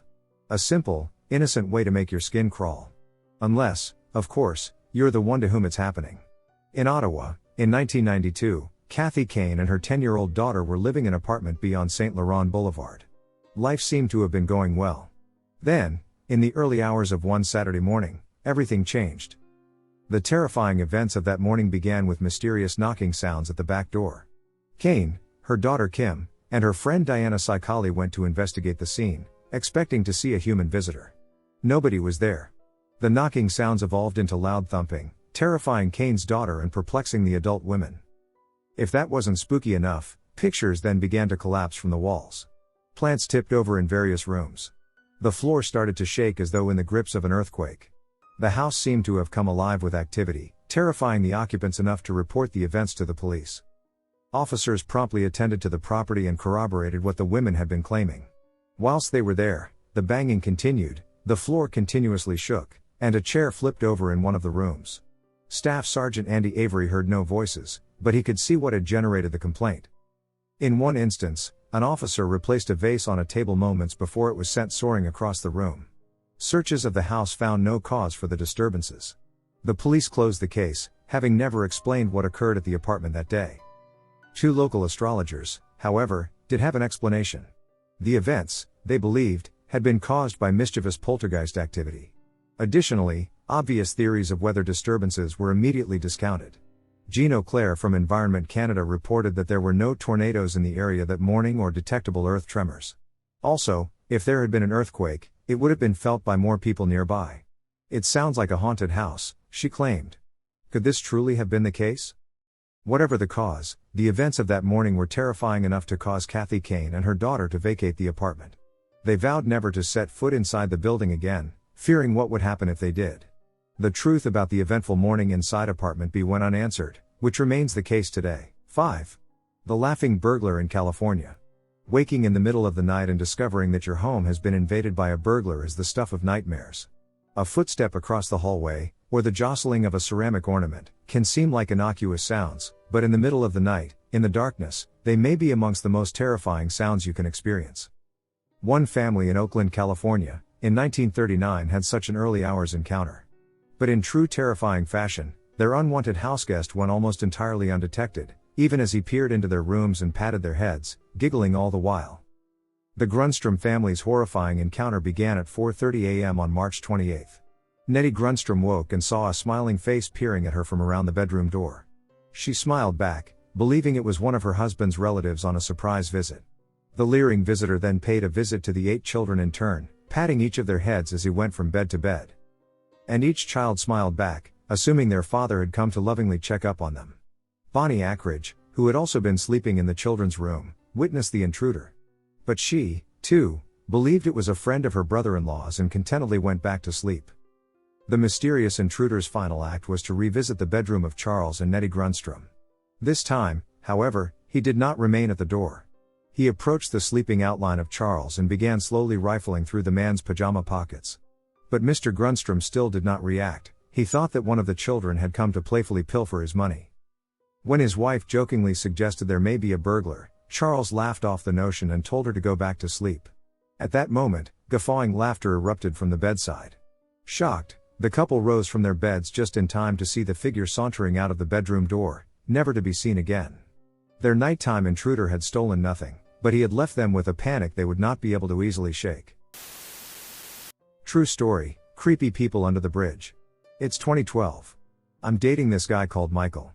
He had stayed the weekend at mine but had to be back in Darlington for his work at stupid o'clock in the morning, so my dad, coming off his shift, tells us he will drive Michael home, only about an hour. So at 3 a.m., my dad, Michael, and I all get in the car. It's all very normal. We get to Darlington, drop him off, and get back on the road home to South Shields. Now, it's around 4 a.m., and the darkness envelopes us outside, but I remain unfazed, given that my dad, a 6 feet 5 inches ex-Army veteran, is not afraid. Don't ask me how, because it should have just been a straight road home. We got lost, it was like a horror film. This fog came out of nowhere, and we couldn't see jack shit with our headlights or even the high beams on. My dad came up with the idea of keeping close to the car in front of us, which worked until we lost the car in front lol. So there we are, 4:30 a.m., roughly in the middle of bumduck nowhere. We come across a tunnel as we are trying to find our way home. By this time I'm stressed as duck. I begged my dad not to go down the dark tunnel, but my dad, being my dad, drove down anyways. It was an incredibly short tunnel, but on the other side it opened into, like, a town of some sort, a very small town. Hand on my heart, all the people came out at the same time and stared at us. It was like some children of the corn shit, they just kept staring. My dad backed us out of that tunnel, and it took us another hour to get home, but thankfully the sun was coming up by then. That's my story. I still don't understand what happened and why they came out and stared at us so coldly. The whimpering thing. This particular story happened a few months ago while solo camping in the outback Flinders Ranges in South Australia. I have told close friends and family, but they say I'm just being funny, as there's something keeping me from describing what I saw exactly. You'll come to know why near the end as the story unfolds, and I'll try my best to tell you why I can't say certain things. Anyway, here's my story of something truly bizarre, weird, and psychologically draining on my end. Forgive my grammar, as I'm not too good at literature. You see, I'm a hobbyist photographer. I purchased a high-end camera in the hopes that after having spent thousands, it'd force me to practice and ultimately take it more seriously. I had recently just gotten my hands on a new Sigma Art 20mm 1.4 lens and wanted to give astrophotography a real shot. I knew the fundamentals about it and only lacked an area to do it. As luck would have it, or rather not so much luck after the events, I had a chance. My fiancée was flying to Melbourne with one of her friends for 2 days for shopping and city life, etc. lame girl stuff, as I put it. I figured I'd take the chance to drive out the 6 to 8 hours or so to Flinders and camp for the night. There is virtually zero light pollution there, which makes it prime for taking shots of the Milky Way. I had been to Wilpena compound once before with friends, and it gave amazing results with the lesser lenses I had, so I knew this would be stellar. I set off early that morning after my partner had caught her plane and drove all the way up, stopping once for a piss break. I never imagined I'd camp alone, but after seeing so many videographers and photographers do it on YouTube, I figured what the hell. It's only for 2 nights. Being the weekend, I wanted a really secluded place all to my own so I could set up camp, my camera gear, etc., and not be disturbed. I looked at maps, etc., and decided I'd take one of the off-road trails for 4x4s and then detour off on my own into the bush. Now I wasn't stupid and didn't literally wander off deep. I made sure wherever I went, it would be a super easy, straightforward turnaround and back to my ute. Truck, if you're from the States, it took me time to get used to calling it a ute too. Anyway, after the drive and me detouring and looking for a literal off-the-grid zone where I knew no one except a few kangaroos and local wildlife would be, I parked my ute and headed off. This particular area was full of thick bush and old, scraggly-looking trees.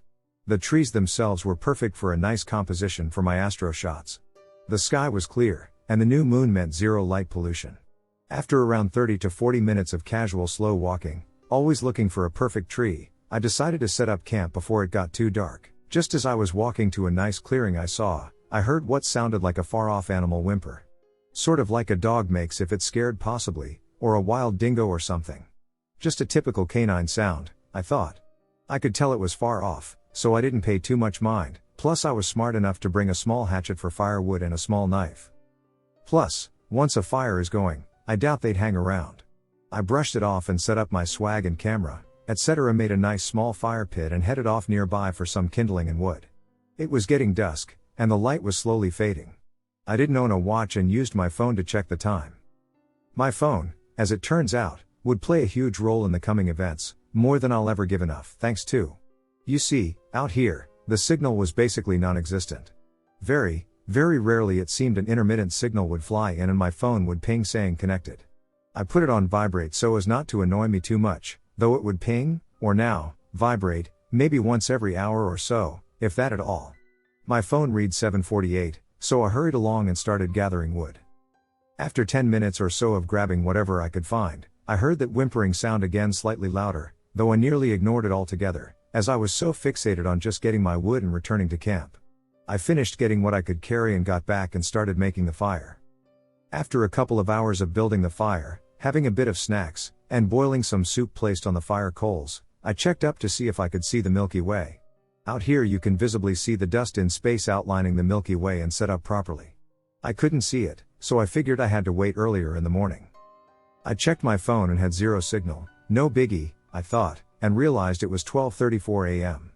Last time I was out I noticed the Milky Way would be most visible around 1 to 3 a.m. so I just sat and waited reading a book when I heard a crack of sticks nearby. This out of the blackness was enough to scare me to death. But I realized how silly that was, that an animal could scare me so much just from walking nearby.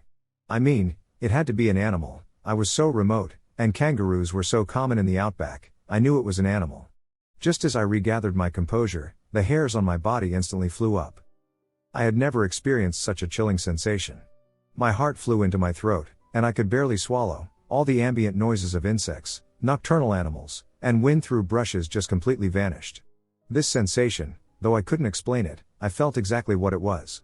Something was watching me intently. I couldn't move. I was trembling inside with a fear I wouldn't wish on anyone. I felt tears welling up, and I had trouble swallowing. What was happening? Why was it so quiet all of a sudden? I was panicking inside more than I ever had. I sat there frozen, locked up, choking, my throat closing, it seemed. A severe case of anxiety was taking over, but from what? What was going on? Then I heard it. That whimpering sound again, only several feet away behind me in the bush. I desperately tried to move but was paralyzed in fear, only my eyes, which frantically searched around looking for anything, any means of hope to get out of the situation. There was my flashlight beside me, I couldn't move. I was crying now. I noticed tears falling down, my breathing was tight and fast, air was having trouble getting past my throat, which all seemed shut but the smallest opening. Was I having a heart attack? No, this was different. Then that noise again, more sticks, it was moving.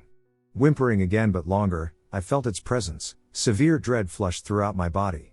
I was shutting down, fight or flight completely skipped me, and I was past the point of flight as if my body knew it was not possible. I sensed whatever was watching me getting closer, my body was trembling, and I started sweating. Just when I felt like I was going mad, a loud crackle from nowhere.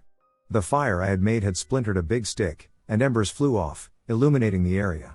A loud whimper, and then, instantly as if a miracle, my body moved, sounds returned, and my hairs fell back into place, my throat returned to normal, and my breathing returned.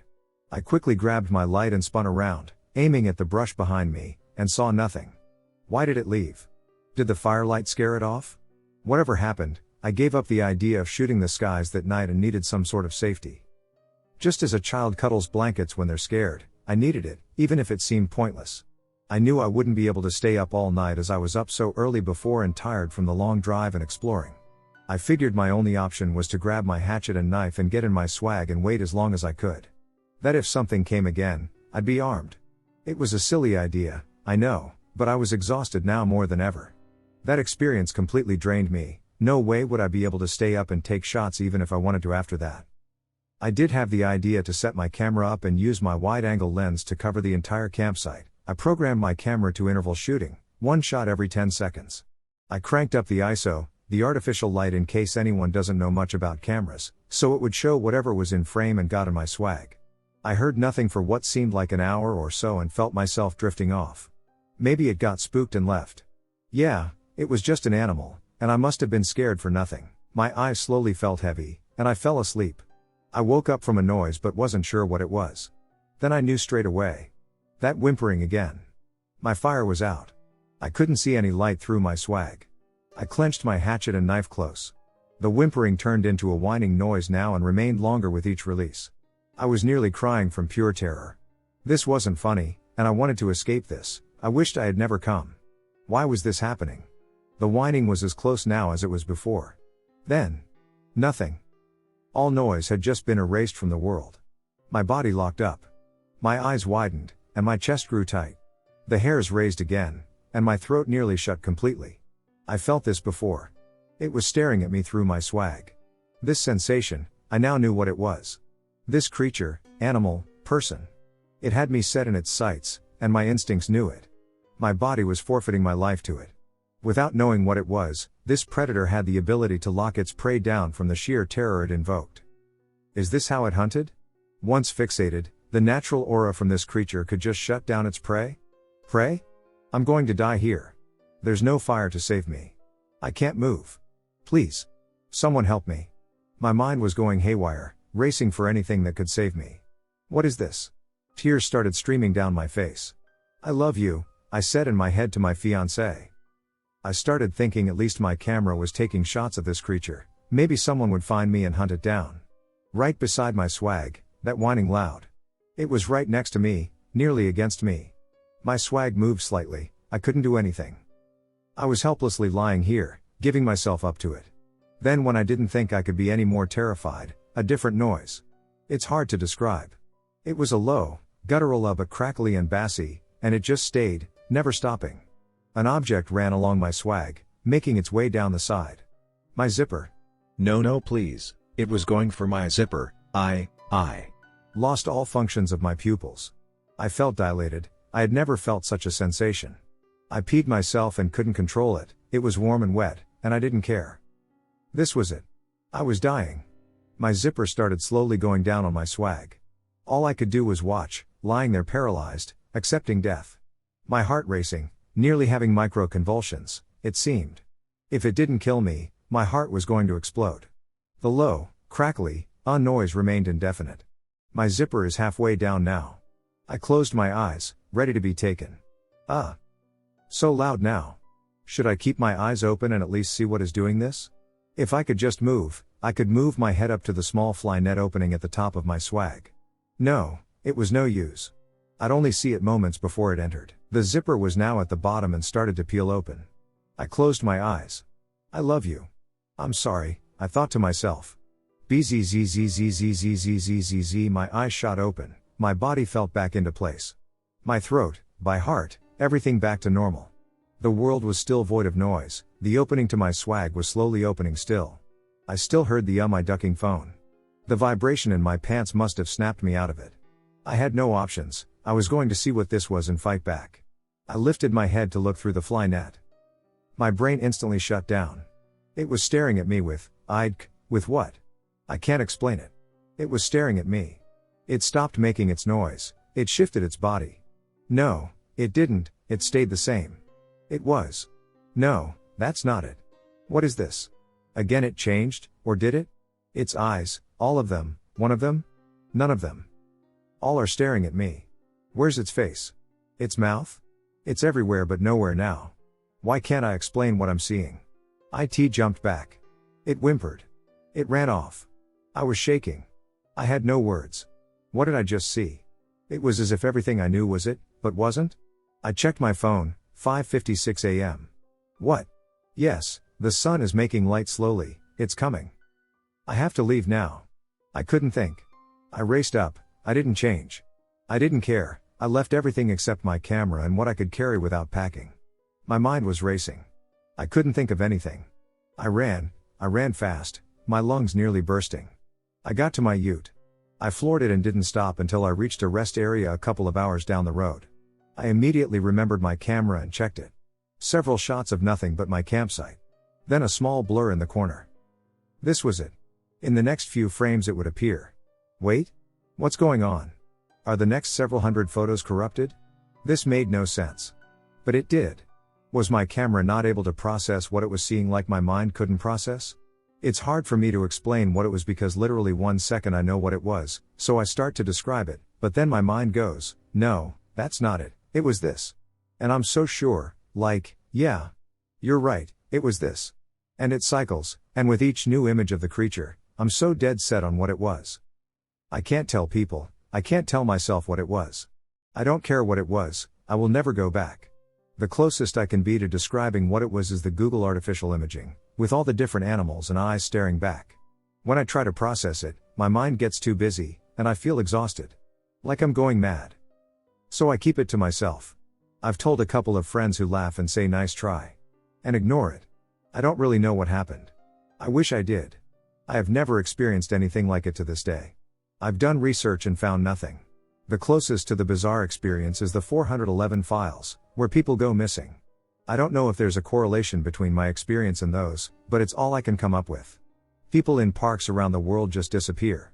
Or illogical events take place. Please look it up. Or don't, I hope I never feel that dread again.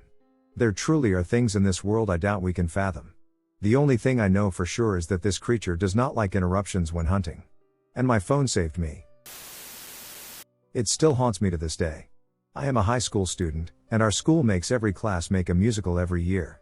During our 2 weeks of late night practice, our class was ready for the play, but only one thing was missing. 4 of the costumes were still being made, and they wouldn't be ready till the next day, and the play was in 4 hours, so we decided to borrow it from another school on the other side of town. So I and 2 other male friends and our class president went to the school to get the costumes. When we got there an hour later, we called the man that was supposed to give us the costumes. He told us to go to the back of the school and wait in the building there, so we went around the school to get greeted with an old wooden house half painted and a crooked roof.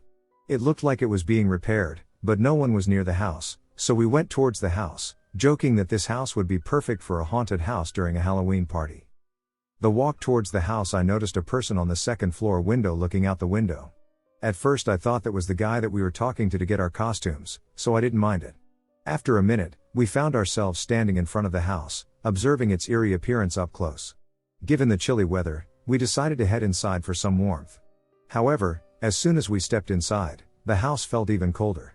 Upon entering, I noticed a staircase to my right and 3 doors to my left. We walked in and called the guy to let him know we were here. He said he would be there in 30 minutes. When I heard this, my heart began to race because of the person I had seen on the second floor. I immediately told my friends about this. After a few minutes, we decided to explore the house together. As we made our way through the first floor, we noticed that there were far too many doors for such a small house. There were only 6 rooms on the first floor, all of which were locked. We were all scared, but we didn't want to scare each other more, so we joked around and laughed to cheer each other up. When it came to going to the second floor, we all went up to see more doors. To no surprise, they were all locked, but the room where I saw a person in the window was the only room that was not locked. When we opened it, there was no one here. All 4 of us were really scared at this point, but we tried to stay calm and went back down and tried to open the door, but it didn't move at all. We pushed the door one by one, trying to get out of the house. After a few tries, one of the guys noticed how cold it got in the house. It felt like we were standing naked in the snow, although we were in winter clothes. In a panic, I called the last person that I had called on my phone. After a few seconds, someone picked up, but I didn't recognize the voice, but in panic I yelled, "We need help, please. We are stuck in a creepy house." On the other side, the person said, "I will be there in." And a few seconds of silence. I heard something that haunts me to this day. It was a scream followed by a metal rubbing against metal. When I heard that, I was so confused. I looked at my phone and asked my friend if they heard that. They all looked confused and said, "What sound?" At that moment, I recognized who it was. I had called the guy that we were supposed to meet with even before I could hang up, and the only way I can describe it is as a high-pitched screech that came through the phone that everyone could hear, like the phone was on speaker even though it wasn't. When we heard that, we all rushed to the door, and I kicked the door so hard that it swung wide. We ran out and ran away from the house and didn't stop till we were back at our school. When the adrenaline stopped, I felt the pain when I kicked the door. It turned out that I fractured my bone and ran from one side of the city to the other. When I was in the hospital, one of the guys came and told me that the house we went in was the school storage house and the rooms were filled with a bunch of supplies, but the room that a person is in is a room that one of the students got killed in, and in his memory the school thought it would be a tribute room for him filled with letters and flowers, but it should have been locked. Apparently the school president has all the keys, but somehow that door got unlocked. I still think to this day there were 5 of us there.